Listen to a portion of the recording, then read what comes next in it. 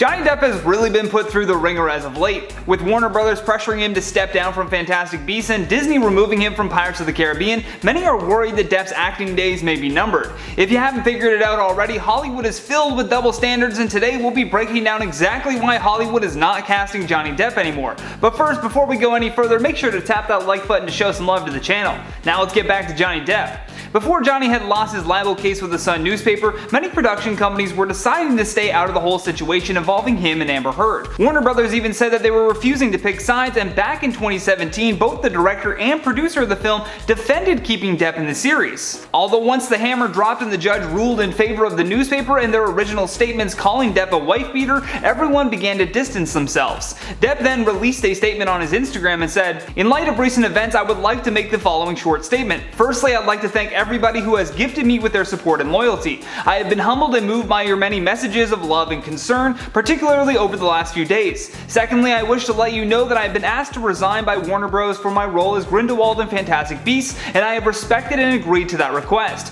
Finally, I wish to say this: the surreal judgment of the court in the UK will not change my fight to tell the truth, and I confirm that I plan to appeal. My resolve remains strong, and I intend to prove that the allegations against me are false. My life and career will not be defined by this moment in time." Now, regardless of how much he wants to fight, these court rulings are going to be hard to come back from. Just a few years ago, Johnny Depp was one of the highest paid actors in the world, but after allegations of domestic violence, he essentially became box office poison. Not to his fans, obviously, but to the executive producers who are worried about being accused themselves of supporting an alleged wife abuser.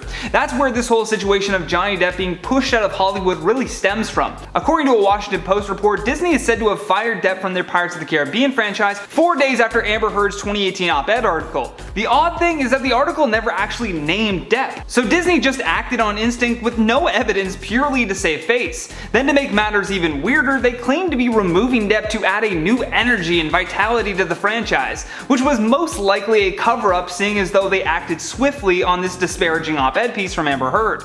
Although another reason why Hollywood could be refusing to cast Depp is his price tag. According to Forbes, Depp's salary, including his profit percentage, works out to around $100 million per film for the Pirates franchise. That being said, the last film hit crazy box office numbers. Pirates of the Caribbean: Dead Men Tell No Tales registered a box office haul of nearly $800 million, which is even below the over $1 billion totals of the franchise's second and fourth films. With the third film, I think it was grossing somewhere in the ballpark of like $960 million. Whatever Disney is planning on doing with that extra $90 million or $100 million, it better be a decent replacement for Johnny Depp, because if not, all this money will do is cover a tremendous loss at the box office. So far, the only company that has defended Johnny Depp is Dior. Depp has been the face of Dior's fragrance Sauvage since 2015, and even amid backlash from defending him, they still refuse to fire Johnny. So it's possible that we will begin to see Depp transitioning from major box office films to representing more companies that don't mind having a controversial figure as their frontman. After their ad aired during the Great British Bake Off, the Advertising Standards Authority said that they received a total of 11 complaints about the ad, with the complaints believing that Johnny Depp shouldn't be in it due to the details concerning his recent court case. However, the company has been thriving on controversy for years now, and having Depp represent them has never been a better fit. Regardless of Hollywood not wanting to hire Johnny Depp anymore, he still has millions of supporters. It's also very possible that through these supporters, Johnny Depp will be able to leverage more studios that will back him. He said hopefully. Back in the early 2000s, Tobey Maguire was a highly sought after actor and also one of the highest paid at the time. Although in just a few short years, his career took a disastrous tumble that landed him on the outskirts of Hollywood. Today on the channel, we'll be talking about exactly what led to the downfall of Tobey Maguire, but first make sure to tap that like button to show some love to the channel, and with that out of the way, let's begin. To really understand where everything went wrong, let's start back at the beginning, shall we? Tobey's first credited on-screen role came at the age of 15 when he was featured as a character in the sitcom called First and 10. For most of the 1990s, he picked up several smaller walk-on roles in TV shows, with his first big starring role coming in 1992 with the short-lived sitcom called Great Scott. Although even with his great start to acting, Tobey never believed that he could become a professional actor. Apparently during his childhood, he even entertained the idea of becoming a chef, and even wanted to enroll in a home economics class as a 6th grader.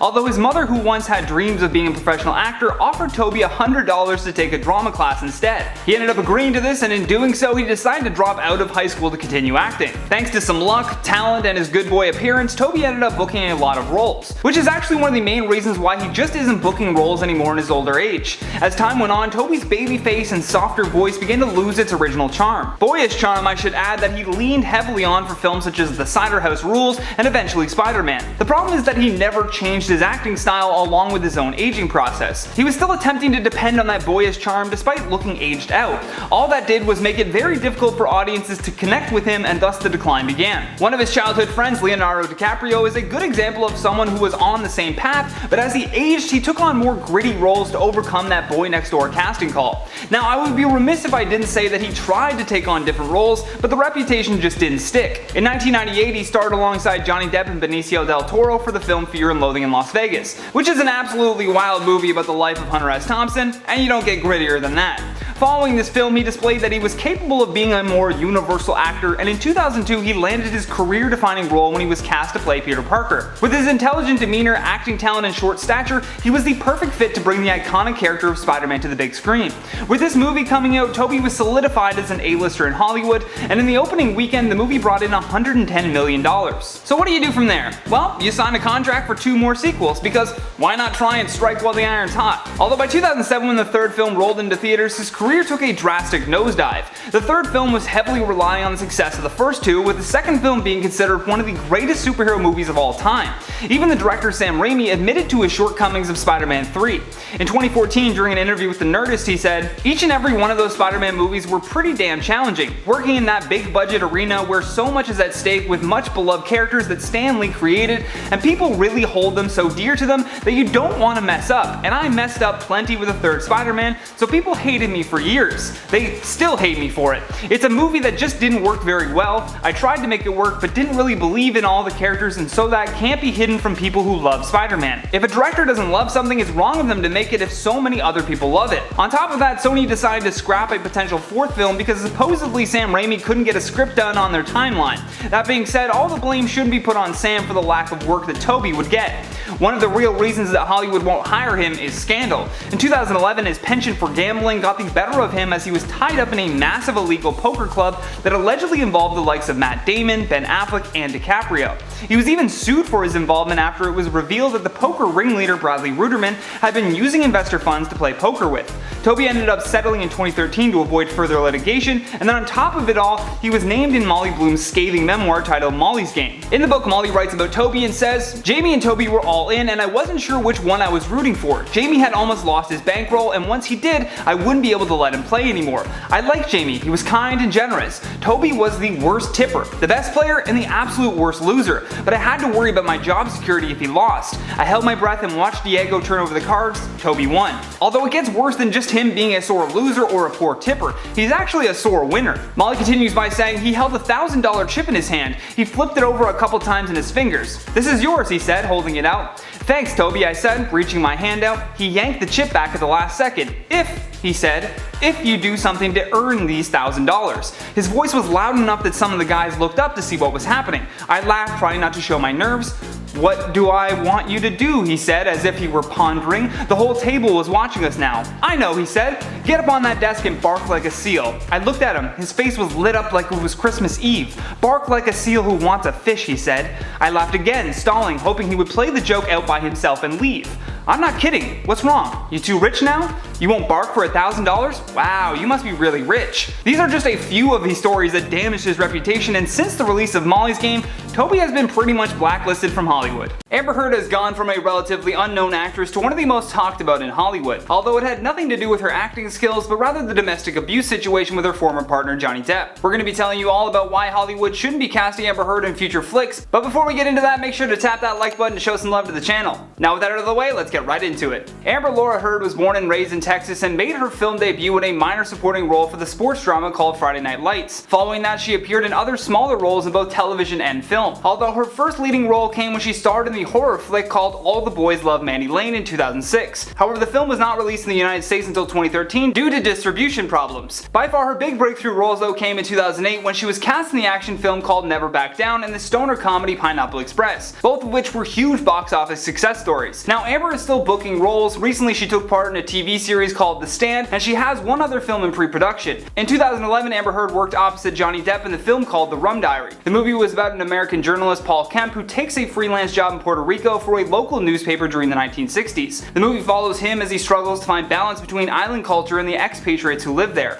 A few years after Johnny Depp and Amber Heard first met on that set, the two began dating after Depp and longtime partner Vanessa Paradis called it quits. At the same time, Heard had also split with her partner Tasha Van Reed, although that separation is really where Amber began formulating a bad reputation. According to USA Today, Amber was arrested in 2009 for physically assaulting her then girlfriend Van Reed at the Seattle-Tacoma International Airport in Washington. Apparently the two had gotten into a disagreement after Heard allegedly grabbed and hit Van Reed's arm. All charges were eventually dropped, with Tasha claiming that the situation was over-sensationalized in the media. Regardless, the general public just saw the headline of Amber assaulting her girlfriend, and thus the narrative was off to the races. By 2015, Depp and Heard had gotten married in a private ceremony at their home in LA. Later that year, Amber found herself in more trouble after she breached Australia's biosecurity laws when she failed to declare that her dogs were arriving with her in the country. As a result, the couple had to do this super cringy apology video together. Fast forward to 2016, and that's where this couple's toxic side really began to show. On May 23, 2016, Heard filed for divorce from Depp and obtained a temporary restraining order against him as well. At the time of the divorce, Amber alleged that Depp threw a phone at her, leaving the actress with a bruised face. Although a police spokesman told People magazine that an investigation into the domestic incident radio call found no evidence that a crime had actually taken place. Depp continued to deny the allegations made against him,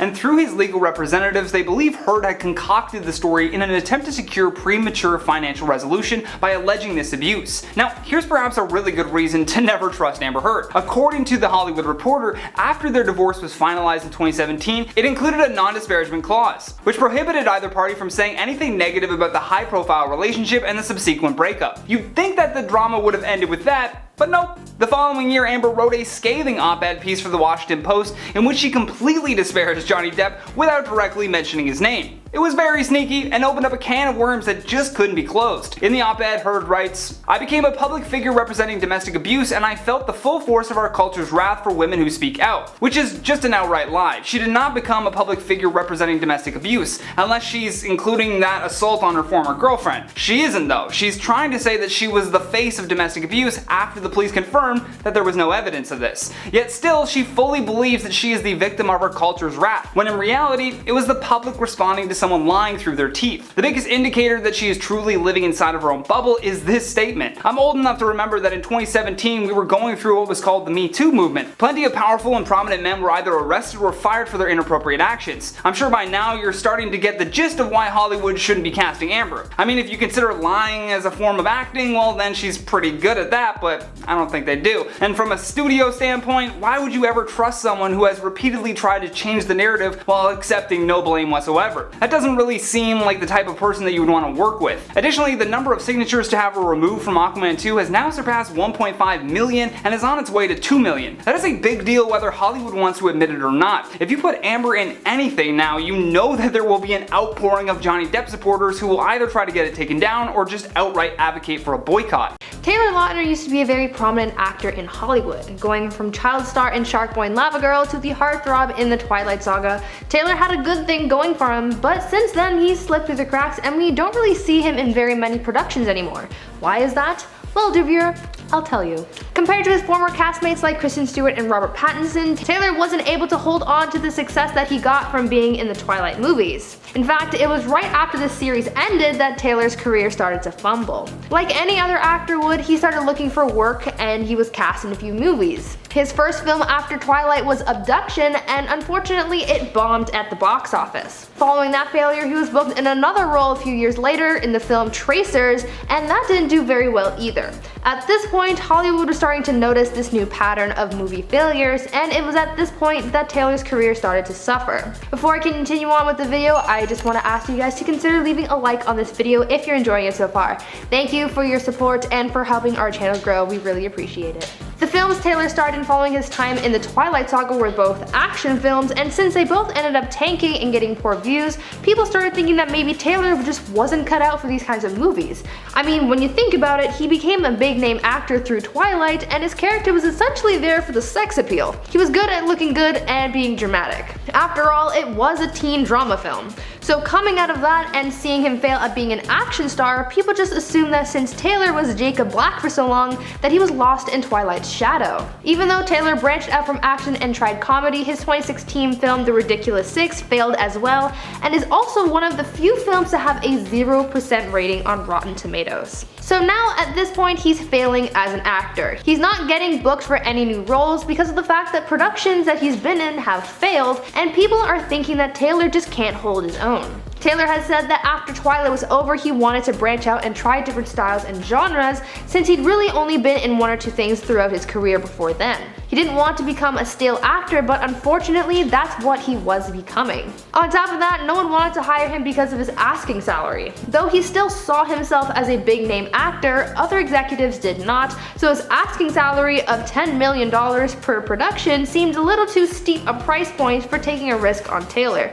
All of this was just hurting Taylor's career even more. You see, so many people are saying that Taylor needs to grow as an actor, and to do that he needs to be in a bunch more productions so that he can evolve his acting style and be able to adapt better to life outside of Twilight. He was in that franchise for so long that he's almost forgotten what else is possible for him. But on the other side of things, he isn't being given the chance to evolve and grow as an actor because Hollywood just won't give him a chance. They've seen his movies fail and they don't want to risk it again. Kristen and Robert were able to make it and grow out of Twilight and become bigger actors, so why can't Taylor? And how can you grow like his former co-stars? The answer is indie films. After Twilight ended, both Kristen and Robert dabbled in the indie film scene, and since these are out of Hollywood's reach for the most part, anything goes. These films have smaller budgets and don't have major corporations breathing down their necks, so really anything is possible on the indie scene, and things are more creatively liberating. But how does this help actors? Well, it gives them the perfect opportunities to grow. Like I mentioned, Robert and Kristen were able to shed their Twilight skins, if you will, and were able to outgrow that franchise because they took some time to act in indie films